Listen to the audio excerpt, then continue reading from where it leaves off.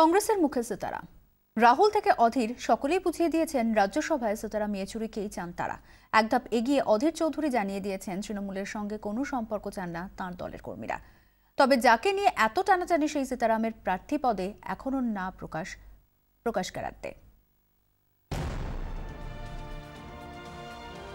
রাজ্যসভার 6টা আসনের মধ্যে 5টা নিশ্চিত তৃণমূলের, একটা আসন নিয়ে চাপানুতোর। সেখানে সিপিএম কংগ্রেস হাত মেলালে জয়া অসুবিধে নেই। সীতারাম ইয়েচুরিকে সামনে রেখে সে পথে এগোচ্ছিল দুই দল, কিন্তু মাঝে ঢুকে পড়ে তৃণমূল।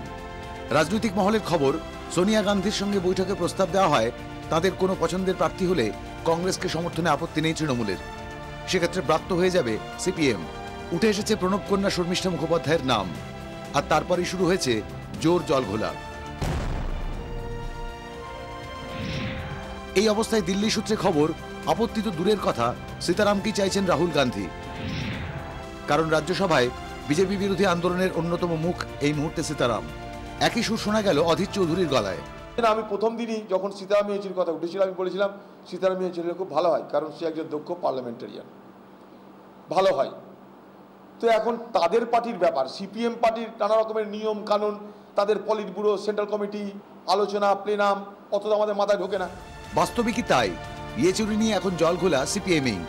শুধু ইয়েচুরির সমর্থনেই থেমে থাকেননি অধীর, কংগ্রেস তৃণমূলের ভবিষ্যৎ জোট জল্পনা নিয়েও বিরক্ত তিনি।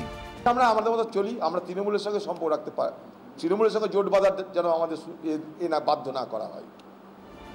তবে তৃণমূলের সঙ্গে সখ্য হোক বা রাজ্যসভার সাংসদ বাছাই, শেষ সিদ্ধান্ত তো নেবে 10 জন পথই। তাই জল্পনা চলবে। উজ্জ্বল মুখার্জি ও জ্যোতির্ময় কর্মকারের রিপোর্ট, 24 ঘন্টা।